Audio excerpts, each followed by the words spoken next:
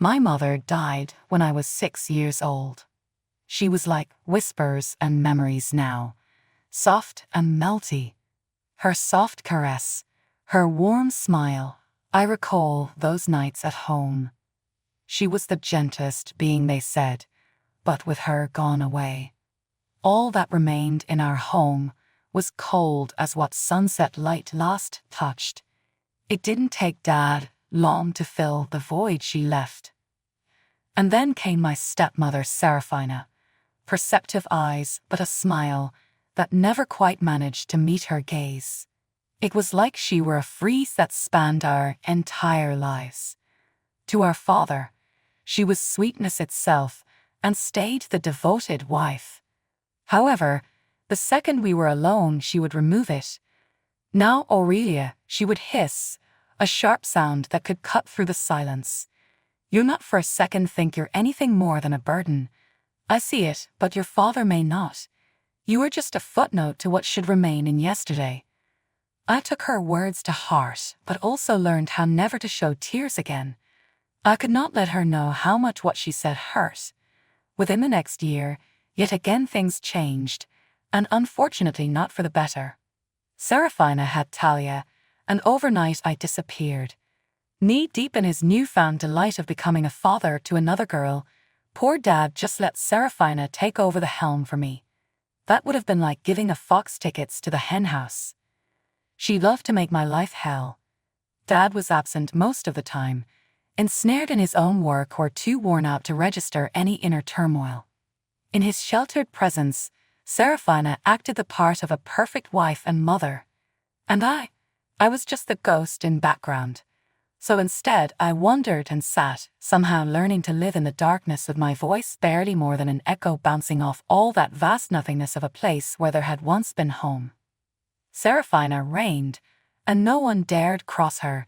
This was a turn of dial from the guiding hand my mother had brought to our home. And as the days become years that felt like a distant dream of what it means to be taken in by family, and this was not long after the era when I refused my grandfather's offer. Living with Seraphina was a minefield just waiting for the next one to go off in the cold reality I tried to live. Eating was especially excruciating. She knew what skeeved me out, but the dishes she'd serve would be those. When a plate was placed, her eyes flickered with wickedness. "Here, Aurelia, your dinner." She'd smirk, placing the very thing he knew I detested before me. "Eat up, we can't have you looking anorexic." I would just sit, and the stench alone made me want to vomit. The rare times did gain the courage to push that plate away. Seraphina would begin her theatrics. "Eloin, look at her. Your daughter is becoming a queen, too fancy for my peasant snacks. What are we going to do with her?" To my father, as she cried the blues. Dad, ever the peacemaker, would sigh. "Aurelia, you must learn to eat what is given. These meals are made by your stepmother." But it wasn't just the food. As well as letting me know that I would be kept from him in such an insensitive manner, Seraphina's cruelty extended to how the world saw me. I was dressed primarily in a random mismatch of colors and patterns, or dirt-poor hand-me-downs worn down to nearly being threadbare. Everyone else rocking up and out looking like a scarecrow or parrot, leaving me bristling in snickers and sideways glances from the other kids. I asked Aurelia, "Why are you wearing that?" "Odd you appear," the children would leer. It would force a lump down my throat, and I'd turn red with embarrassment. I would mutter to myself, "I want the ground to swallow me up." Thalia, on the other hand, lived a completely different life at home. She was the golden child, the sunlight of Seraphina and Dad, the loveliest dresses, and the nice meals. The world was bigger than she thought, as a child with an attitude. Then acting spoiled and petulant, she would have tantrums if things didn't go her way, Seraphina always rushing in to smooth everything over by blaming me for the girls' outbursts. "Aurelia, look what you did." Seraphina would tell me off. "You've upset your sister," even when I hadn't. It was true, too. Whenever Thalia got in trouble for something, she seemed to somehow find a way to pin it on me. "You've really stepped out of line, Aurelia girl. Dad would say with that glimmer of disappointment in his eyes while Seraphina wove more silken tales and painted me as the root cause. Always you Thalia sweetheart. Yet even though my body was inexplicably hurting, despite the starkness and cruel lack of explanation for it all, a tiny voice inside me still clung to hope, and hoped for a different day. And one day Dad would catch on to Seraphina lies. That day, I can leave all this behind and find somewhere to belong. A home for where I was quieter than just the stepdaughter that they unnecessary, the more quiet figure in Thalia's ideal life. Living under the same roof as Seraphina was a marathon ordeal. However, out of nowhere a light at the end of tunnel, but so rare, and almost like dream to believe. This occurred one simple evening, the kind that all too often happened in silence or Seraphina rants running rampant throughout the air. Dad yelling in the quiet of my room, where I was cloaked by books. Experimenter statistics. Aurelia, come down here. Talking, he said, slightly more serious. A moment's pause with my curiosity piqued. Or why is it that I always wonder what in the world had happened this time, Amos? I descended the stairs to see Dad at their kitchen table, papers set out before him. Seraphina was by then waiting, her eyes worried, a corner wrinkle in the forehead. What's going on? I tried my voice from quivering. Dad coughed and looked at me. Aurelia, I've been thinking. We think it is time to talk about your prospect. You're graduating soon, and, Seraphina interjected, her voice cold. Oh, Aurelia, sure I think it is about time you got a taste of you on your own 2 feet. Isn't that right, Eloin? Dad hesitated, then silenced her with a face. Would you like to know what I'm getting at? Your mother, we need, God bless her, was something for the tuition. That'll carry you through college. I stood there in shock, words so heavy they felt like sand. College, so I can go to college. Seraphina scoffed. Oh, now she's interested. I honestly thought you'd be too busy crying to give a damn about your future. Dad's gaze hardened. Enough, Seraphina. This isn't about you. This is what your mother wanted for you, Aurelia. She had put this money away a while before. Well, she died. It is yours, and I believe that it is what she would have wanted. The room spun around me. College. An escape to get started and you somewhere far, from where everyone would look at me in the cold light of judgment. It made me want to cry. It was a proud day at the ranch, but more than that. Thank you, Dad. I'm not sure what to say. I stammered, my words a mere breath. Seraphina snorted. Well, don't get too excited. It's not a free ride. It's going to be tough, and you're going to have a lot of work ahead of yourself, being as that went so well this time around.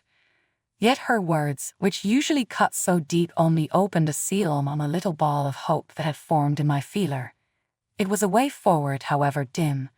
A way out for the first time in what seemed like infinity years. The events over the following weeks were a dizzying rush of applications, paperwork, and arrangements. Seraphina's barbs persist but bounce harmlessly off of me, as blunted daggers unable to penetrate the shield I had erected. We were in college, stepping into this bright and wrinkled future. I put my bags together, ready to leave the walls of a house that never really became home. As I looked back, it was with pleasure and no regret. It was more than a simple departure. It was the beginning of figuring out who I am, healing from past wounds and creating a life where I could be more than just the rejected stepchild or that shadow in an empty house. With a smile, Seraphina flung an eye on me as I made for the exit. This is not the end, Aurelia. Life's not that kind. You'll learn soon enough. I looked straight at her with grit. Well, possibly, but then hell, at least I will be learning something and experiencing growth.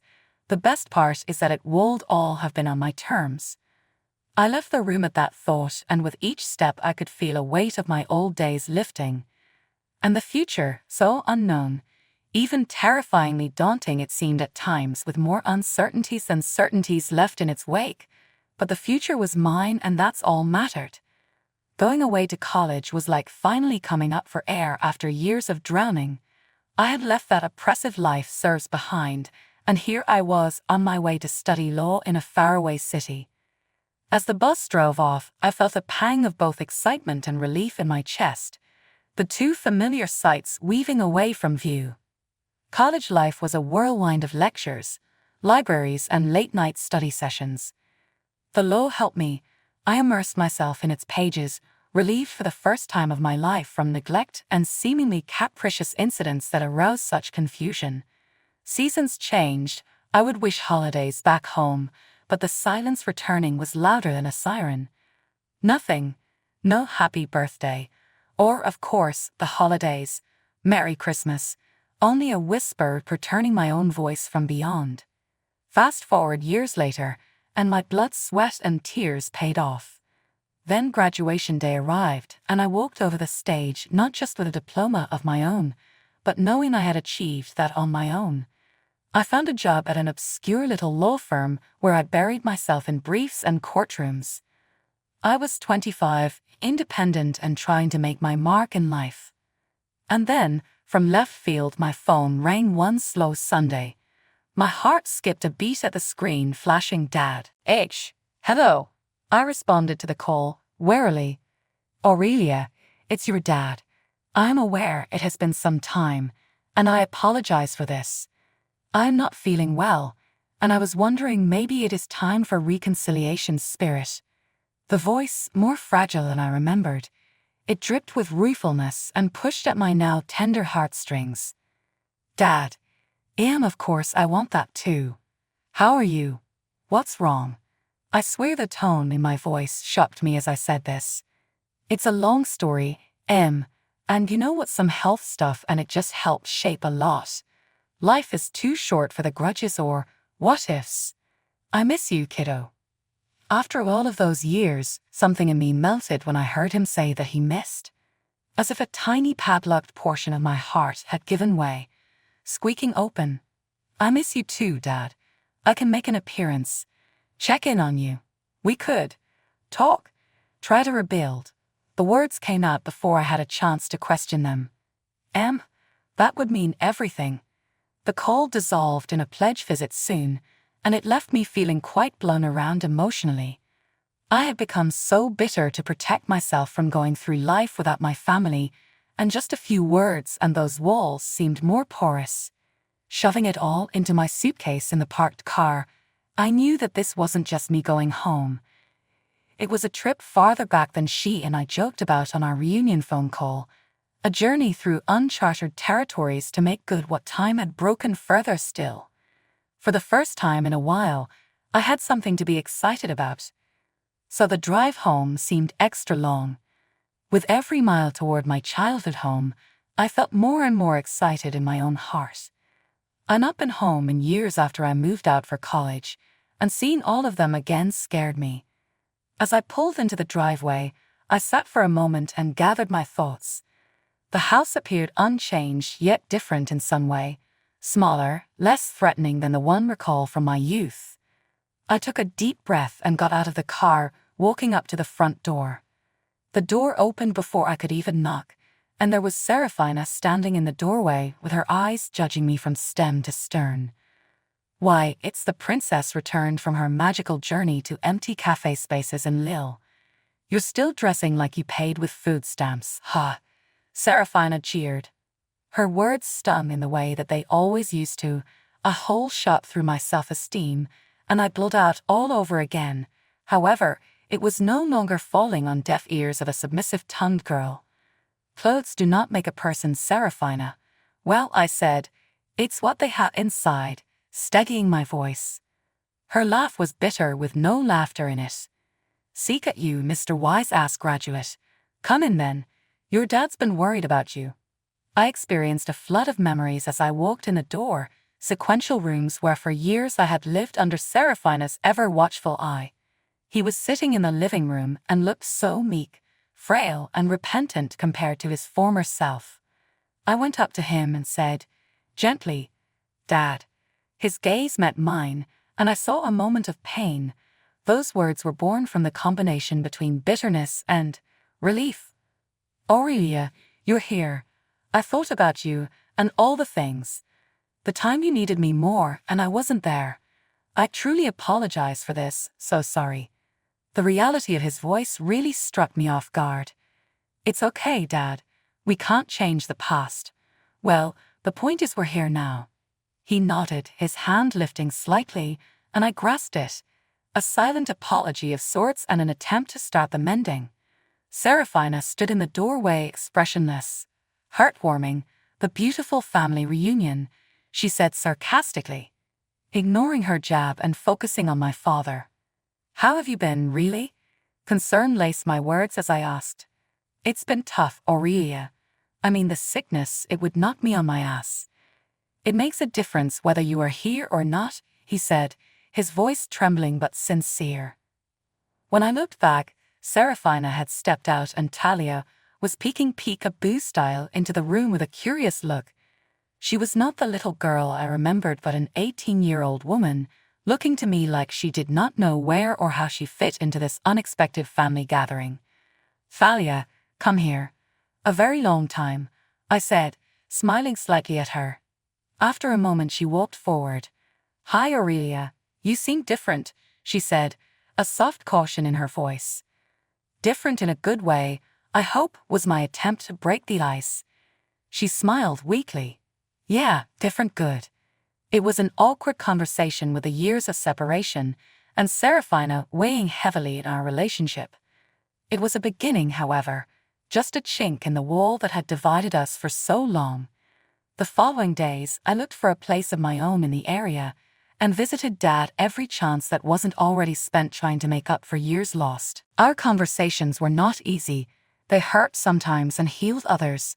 Part progressed, but a great deal of recovery. Serafina never let a minute go by without reminding her she was there.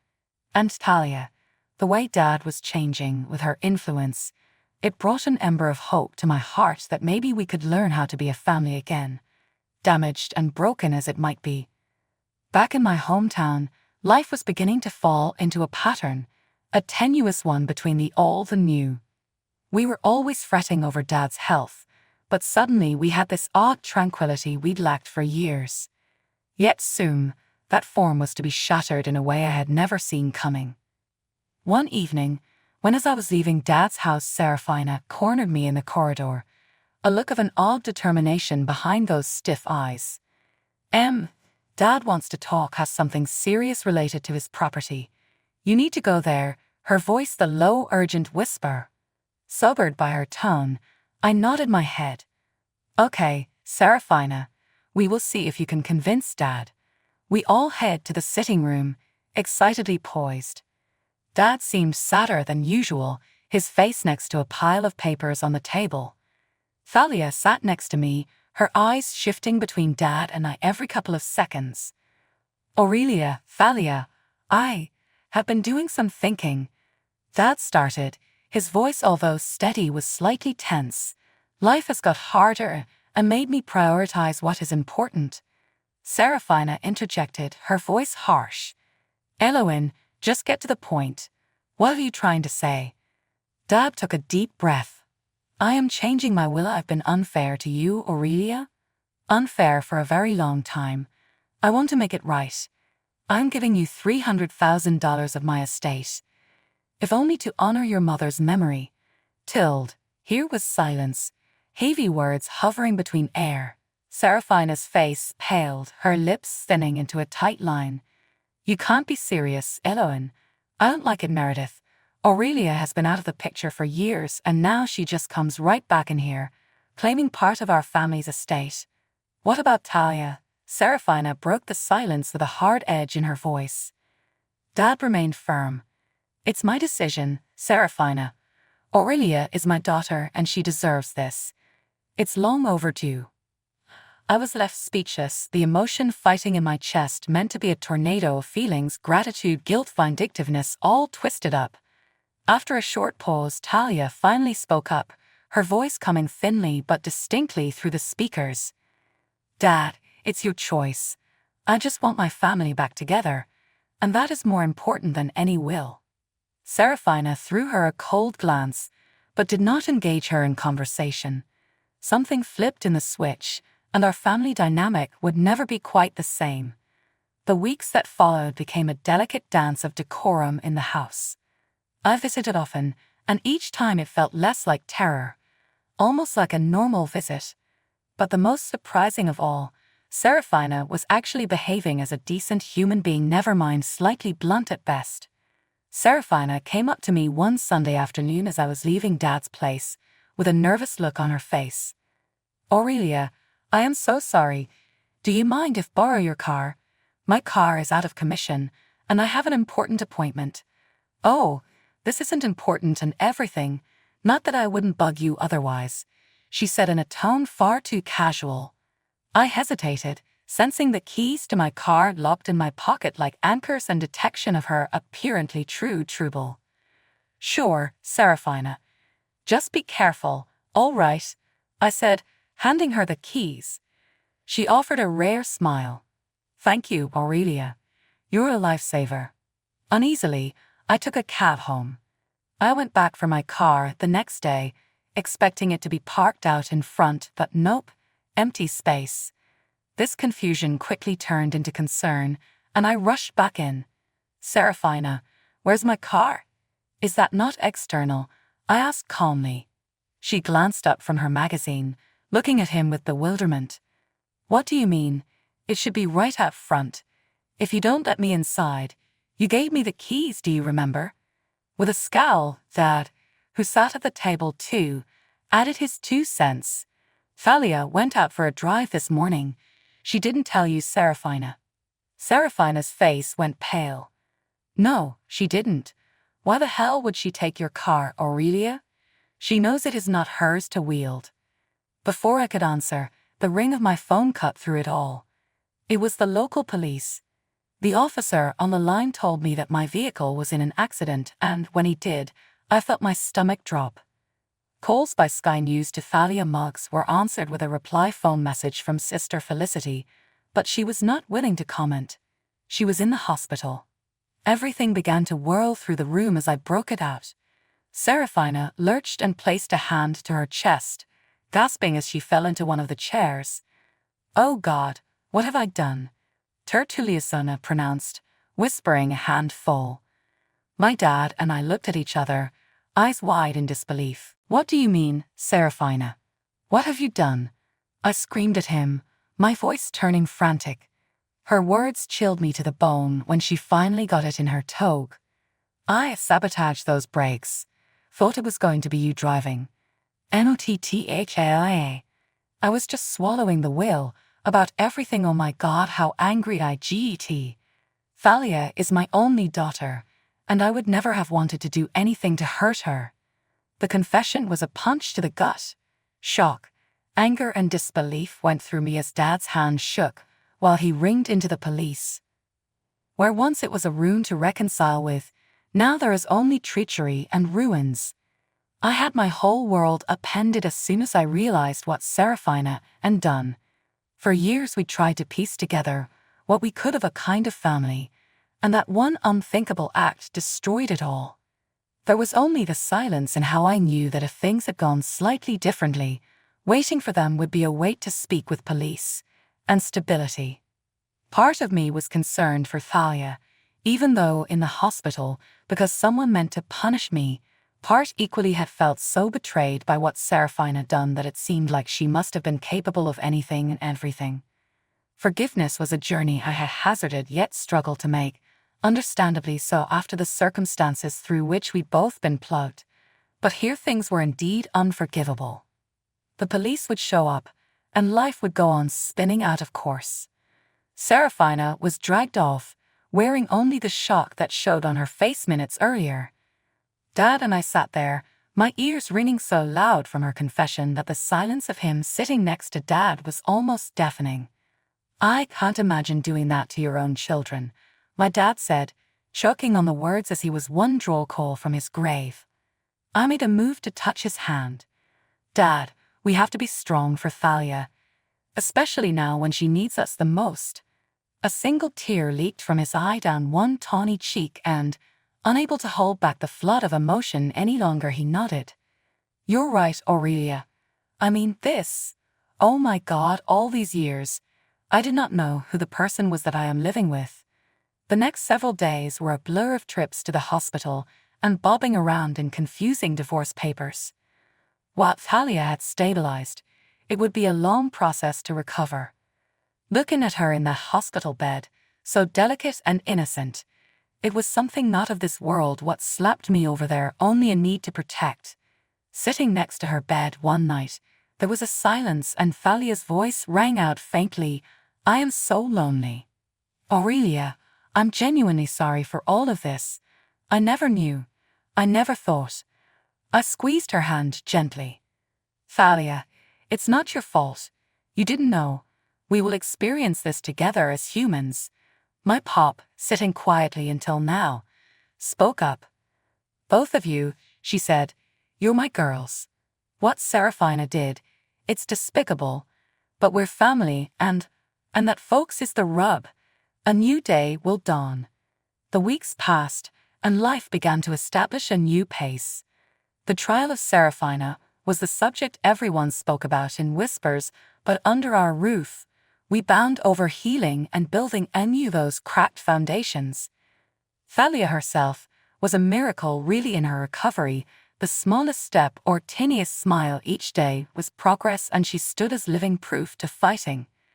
The stronger she grew, the closer we became. That evening I found myself sitting in the room with Dad, a semblance of peace coming over both of us. Perhaps a clean slate and nothing but new beginnings for all of us. All of a sudden, Dad realized and turned to me. "You're right, Aurelia. We have been given that second chance and we should not squander it. We should move past what happened before, build a new future for us and her." And so we did. We sold the house, that wretched reminder of our pain, and found a new one where we could grow together, build something beautiful with those broken bricks. Starting over was never easy, however. Together we built the strength to continue onwards, writing a new tale comprised of hope and love.